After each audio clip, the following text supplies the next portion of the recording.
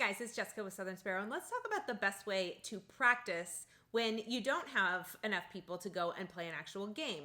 A lot of us on here are working to get better at Mahjong. Maybe you've just learned how to play and you want to get better and quicker and more confident at choosing your hand, choosing what tiles to pass during the Charleston, picking what section and hand you're playing on the card. This is the absolute best way to get that practice in, and you don't need a whole lot. You don't need a whole table set up. It's easiest for me to film on a table like this, so that's what we're gonna do. But all you really need to do this practice at home is your National Mahjong League card and your bag of tiles. So I have my bag of tiles here, and I'm gonna teach you the best way to practice your Mahjong game on your own. I like to call it solomage or solitaire Mahj, and here's how you do it. So you take your tile bag. I've gone ahead and dealt myself tiles just because otherwise this video will be too long. I took 13 tiles out of the bag, and then I laid out what would normally be the Charleston passes. So all you're going to do is reach into your tile bag. You're going to draw 13 tiles. You're going to get organized on your rack, and then you're going to choose a section based on the tiles that you have on the rack and what patterns you see jumping out at you.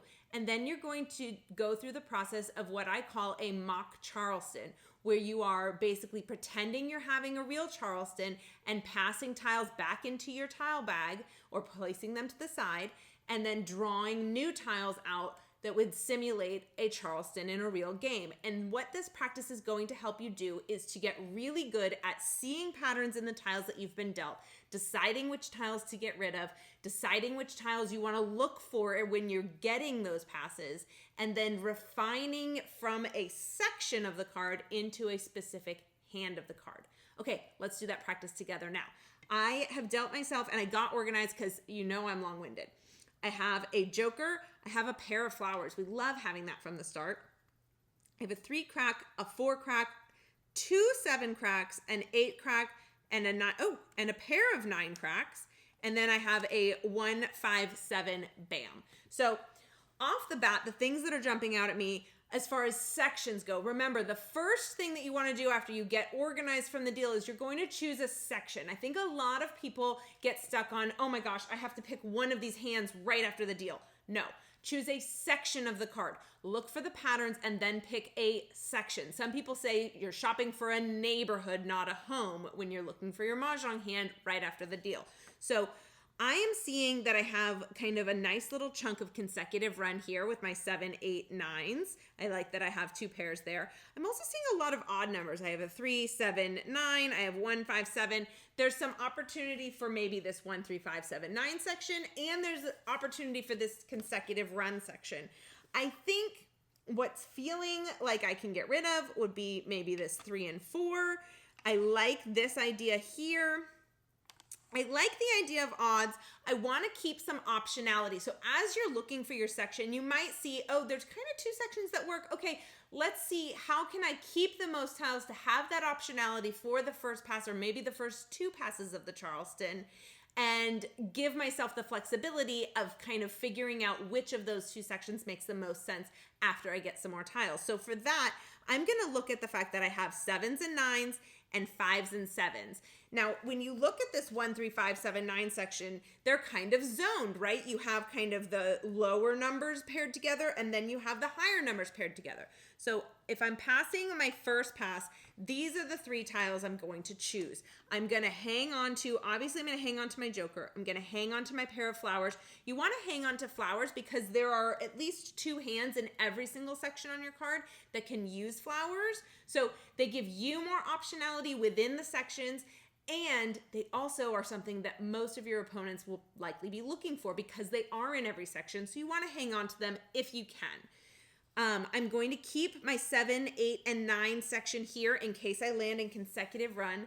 And I'm also going to keep this 5 and 7 because they pair well with my 7s and 9s if I decided to play in this section. So I'm between 2 sections for this first pass. I'm going to pass my bird bam, my 3 crack, and my 4 crack. You can choose to either just set your past tiles aside when you're practicing or throw them back in your bag. In a real game, in a real Charleston, you will see repeat tiles come around the table again and again. And so if you want to simulate a more realistic experience, throwing them back in the bag is sometimes helpful. I did go ahead and just lay mine out here just for ease of this video. So I'm going to pick up my first pass. So again, you're passing 3 tiles like it's a real Charleston. You're picking up 3 tiles. Let's see what we got. We got a red dragon, we got a 9 dot, and we got a 4 dot.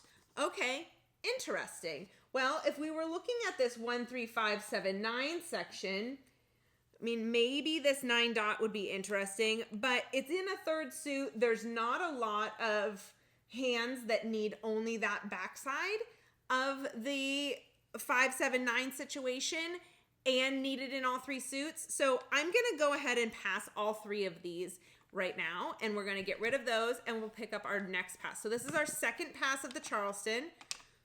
Oh geez, we got a 4 crack, a 9 dot, and I got a joker. Now, it is illegal to pass a joker during the Charleston.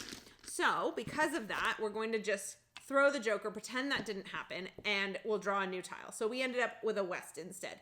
In a real game, another player could not pass you a joker, even if she couldn't use it. I don't know a lot of people who would even try to pass a joker. In fact, I know no people who would try to pass a joker in the Charleston, but it is also technically illegal from the National Mahjong League rules, so we're not going to do it at all. So instead, we have this 4 crack, this 9 dot, and this West. I don't need any of those for what I'm collecting. I'm going to get rid of that. And this is not uncommon that now I'm 3 passes into the Charleston and haven't yet seen something that I want. It's not great. Usually I'm more hopeful during a Charleston, but it's okay. It's not the end of the world. I am not panicking because I haven't seen anything that I want yet. Okay, finally something we like. We have another one of these 7 cracks. Unfortunately, it doesn't help us to really decide between the sections that we were looking at, right? Because it would technically work for both of the sections, but because I have so much in these cracks, I have this pair of flowers. I think at this point, it's the 3rd pass. We've completed 3 full passes, which is 1 full Charleston. I like to, at that point, try to evaluate, okay, I think I want to be in 1 section for sure. And let me start to look at some hands. So I think what we're going to decide is we're going to decide to stay in consecutive run. And I want to utilize the tiles that I have. So there's a couple of hands. We have one here that starts with a Kong of flowers and then has a Kong of, it's shown as 1s, a pair of 2s, and a Kong of 3s, but it can be any consecutive numbers. So maybe we're going to play that with our flowers. Then we would have a Kong of 7s, a pair of 8s, and a Kong of 9s. That hand is jumping out at me right now as the best hand for us, but let's keep passing and see what we get. So I'm going to take these 3 and we're going to pass them. I'll pick up my next 3. Let's see what we have. We got a bird bam, a 5 dot, and an 8 crack. There's our pair if we wanted to make it. I love coming out of a Charleston with a hand selected that needs a pair when I already have the pair. I do have some good luck getting pairs during live gameplay, so I'm not really afraid to play them if I'm coming out of the Charleston without my pairs completed, but it always makes things easier. Okay, so let's pass these. We're now committed to the second Charleston. Remember, if you don't stop after the first Charleston, you are committing to all 3 passes of the second Charleston. Oh, all of these are upside down. Let's see what we got. We got an East, we got a 4 bam, we got a 6 dot. I don't want them. Let's toss them. This is our last pass of the Charleston. We have a 2 dot, we have an 8 crack, and we have a 1 dot. Well, that's interesting. I wonder if that will change things for us. We had selected this hand that needs the flowers, right? With our 7s, 8s, 9s. It's shown as 1, 2, 3s. I'm looking at the 3rd hand down. I know it's sometimes hard to see what's going on my card. I think these videos are always the most helpful if you have your card in front of you, because then you can see what I'm seeing and you can see it up close. So we're looking at that 3rd hand down. I like that for us. If we wanted to, look at what we could do as far as keeping those 8s, maybe we would come down to the 1, 2, 3, 4, 5, the 5th hand down, but then we'd be throwing one of our 7s. I still think the 3rd hand down is the best hand for us. I would probably courtesy pass with these 2, see what I get. I can do it here with the bag. If we were doing a real game, we would courtesy pass. See what we got. We got a South and we got a 7 bam. None of those are exciting. So these are going to be the first 2 tiles that I'm willing to discard during the gameplay. and I'm going to hold all of these. I'm likely going to throw one of these 8 cracks eventually, but until I'm certain that I don't need it, I'm certain I don't need to pivot, I'm going to hold it while I have other tiles that definitely don't work towards what I'm collecting. So that's how you go through this process. So again, the process is you have your tile bag, you have your card, you deal yourself 13 tiles, and then you Charleston with your Mahjong bag. You're going to take 3 tiles at a time, and you'll do the same passes. You'll do 3, then 3, then 3. That's the first Charleston. And then you'll do 3, then 3, then 3. That's the second Charleston. And then as you're doing that, you're trying to narrow down to a single hand. Happy Mahjong, y'all.